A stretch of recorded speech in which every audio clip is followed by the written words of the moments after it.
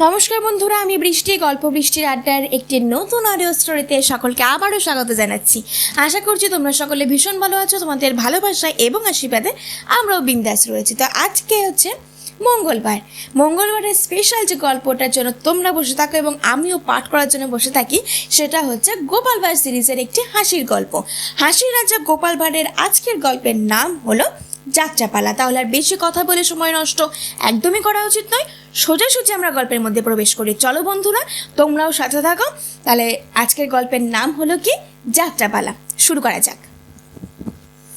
মহারাজ কৃষ্ণচন্দ্র রায় খুব আমোদে লোক ছিলেন। হাসি ঠাট্টা রসিকতা না হলে তার দিনই চলতো না। গোপাল ভাঁড়ও তাকে আনন্দের মধ্যে ডুবিয়ে রাখত। সেবার শীতের শেষে রাজার মনে হলো পুজো শেষ হয়েছে, অনেক দিন হলো, আর ভালো লাগছে না তার। তিনি ভেবে ভেবে ঠিক করলেন তিনি একটা যাত্রাপালা আয়োজন করবেন, যাতে তিনি নিজে অভিনয় করবেন। সব পরিষদবর্গকে তিনি ডেকে পাঠালেন। যথারীতি সবাই এলো। অনেক আলোচনা চলল।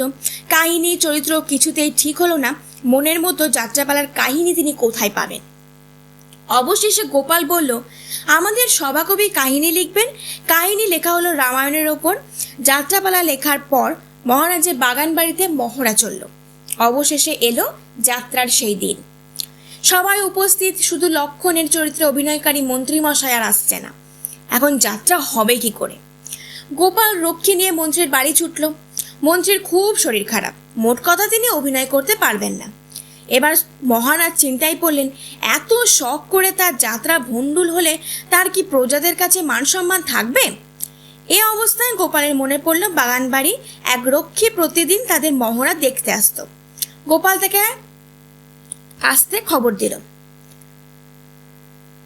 গোপাল বলছে, তুমি তো প্রতিদিন আমাদের মহড়া দেখতে আসতে, তা তোমার পাঠগুলো মুখস্থ হয়নি বাপু? রক্ষী বলল, আজ্ঞে গোপাল দাদা, আমার সব পাঠগুলোই মুখস্থ আছে। ঠিক আছে, তুমি লক্ষণের পাঠটা করবে। আমি কি পারবো গোপাল দাদা? হ্যাঁ হ্যাঁ, তুমি পারবে, ভালো করে করো, তোমার জন্য আমি পুরস্কারে সুপারিশ করব। চলো চলো সাজঘরে। তারপর আর কি, যাত্রাপালা জমে উঠল একেবারে। রাজা গোপালকে আর রক্ষীকে বিশেষ পুরস্কার দিলেন। আজকের এই গল্পটা খুবই ছোট ছিল, তো এখানেই সমাপ্ত হয়ে গেল। ভালো লাগলে অবশ্যই লাইক কমেন্ট শেয়ার এবং সাবস্ক্রাইব করতে কিন্তু একদম ভুলো না।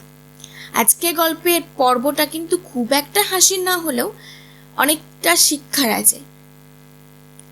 সবাই মনে করে যে যারা এই রক্ষী বা আমাদের এখনকার দিনে যেটাকে সিকিউরিটি গার্ড, এদের ক্ষমতা খুব নিম্নমানের হয়, এরা অনেক কিছু করতে পারে না। যারা যেটুকু কাজের নিয়োগ হয়েছে সেটুকু ছাড়া তারা বেশি কিছু দিতে পারে না, কোয়ালিটি নেই তাদের, এটা ভাবা ভুল। সবারই মধ্যে প্রতিভা লুকিয়ে রয়েছে, শুধুমাত্র জহুরির চোখ দিয়ে খুঁজে নিতে হয়।